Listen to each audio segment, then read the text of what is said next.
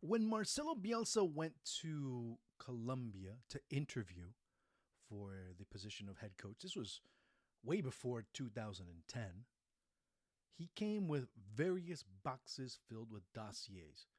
Dossiers with all types of scouting reports, all types of numbers, statistics, and all types of different information from various players of the Colombian national team. It was a very similar situation when he went to Chile. He did the same, but not only that, he also did something that was quite interesting, which was demanding for certain aspects of the infrastructure within the Chilean Federation, the ANFP, that needed to be fixed in order for him to take over. At that time, the promises were made. At that time, the wishes were granted to a certain extent. And Bielsa took over the Chilean national team. He did not take over with Colombia because those wishes that were asked for were not going to be granted in any way, shape, or form. Of course, as a little sidetrack, now you start listening to Alexis Sanchez in his press conference talking about the lack of infrastructure or outdated infrastructure within the Chilean Federation, talking about the showers and the excrement coming out of them when taking showers, and you start to understand exactly what Bielsa was asking for. Well, fast forward now, nearly a decade, and he does the same thing at Uruguay, and Uruguay says, yes, absolutely. They start. And it was very similar. When he sat down with the president of the Uruguayan FA, Nacional, he had a dossier of 150 pool players, 150 Uruguayan footballers that he was looking into way before even considering taking over the Uruguayan national team. He had the same information of all players, everybody from Darwin Nunez all the way to players from the Uruguayan League. And I'm talking about Uruguayan League, I'm talking about from Peñarol Nacional all the way down to teams that were in the second division almost. So when you analyze what Marcelo Bielsa, look, what I'm trying to say here, I'm not talking as a Bielsist, which I am not. I appreciate Bielsa. I don't appreciate Bielsism. The symbol is always appreciated.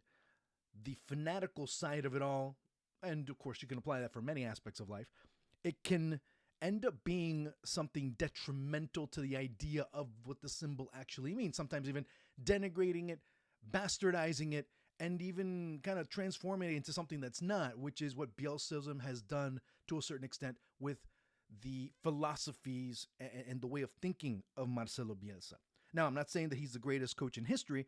I'm just saying he's one of the more respected ones in world football. Maybe even in world football history, he's among those. But that's another debate for other people to have. When it comes to what he's been able to do, not my words, this is Darwin Nunez saying it.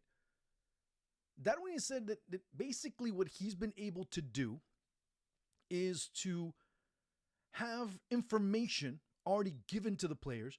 So when they're flying into the national team camp, they already know exactly what they're going to do or how they're going to prepare for matches. But keep in mind that when you are part of the national team, especially nowadays, when you are part of a national team, you have very little time to prepare. You have 2 practices to be able to get in before your first match. You might have a practice or 2 in between, but that's a different topic.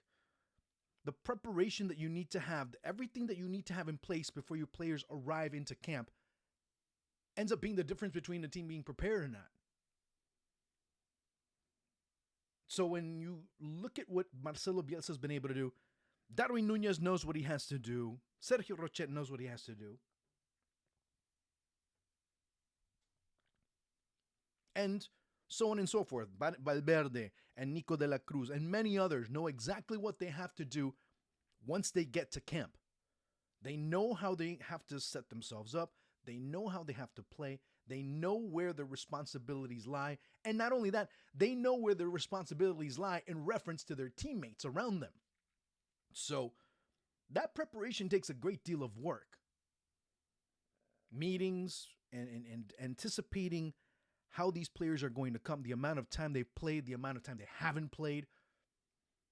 Everything that you have to detail into the preparation of these types of matches ends up being vital.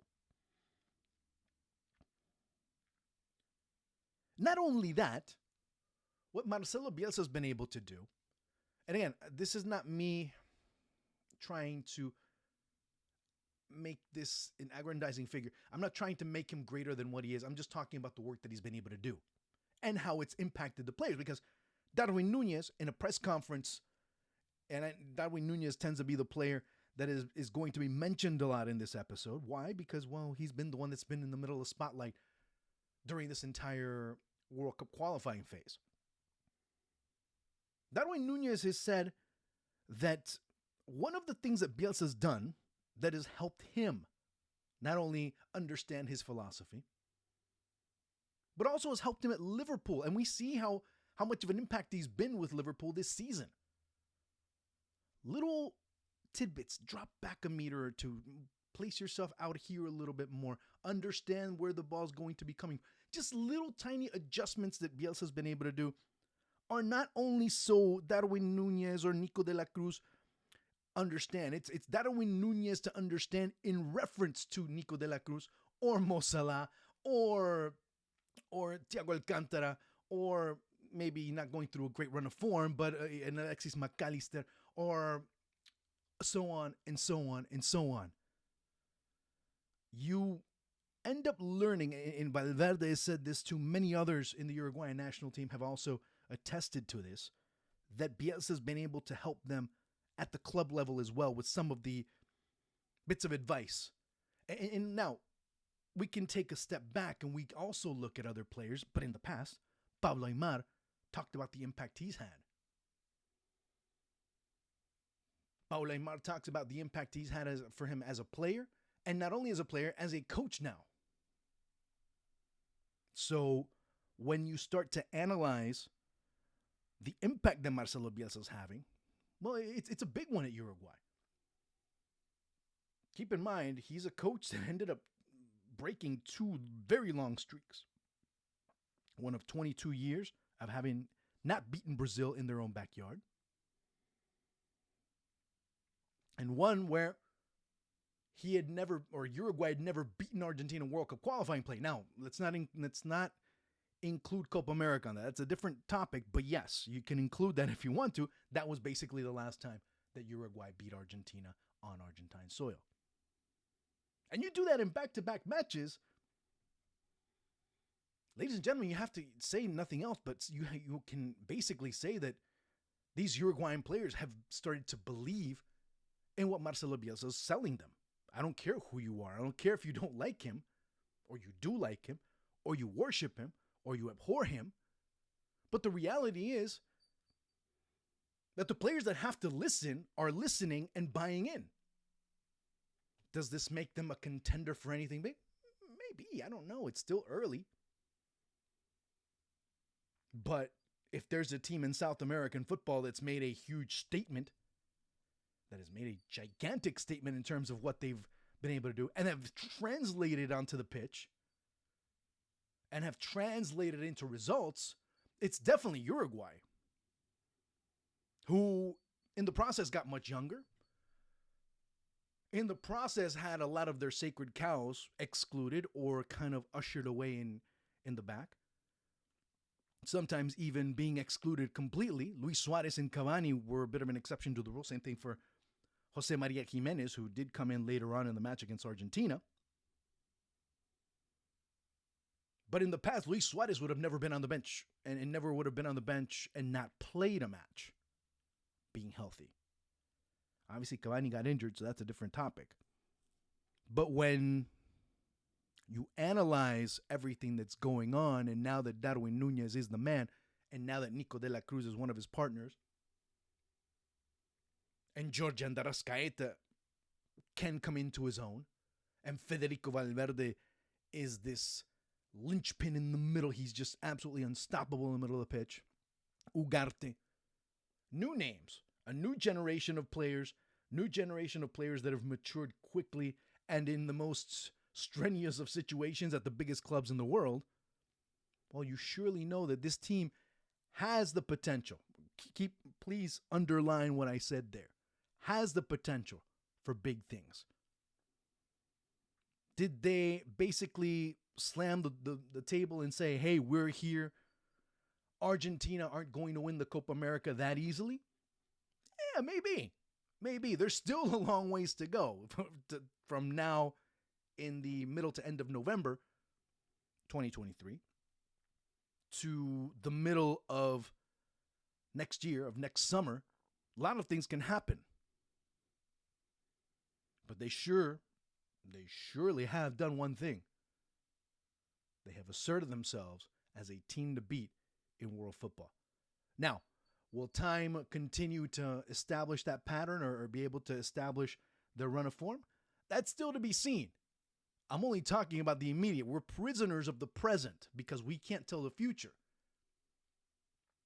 We are destined by the past based on what we've been able to do. Therefore, our present ends up being what ends up dictating things more than anything else. Now, they could lose against Paraguay and also, they're the worst team in the world. That could happen too. But as of right now, as of today, they're a team with a coach that has been able to really make an impact in South American football. No doubt about it. How long will it last? Again, I don't know. But one thing's for sure. They have completely changed their identity without changing their roots. They've been able to show a style of play that is impressive, that is completely more fluid, that is completely more high octane. No longer are you depending on the long ball to Luis Suarez and Cavani. No longer are you depending on the second ball and seeing what ends up happening and trying to battle each and every ball. And some of your matches look more like,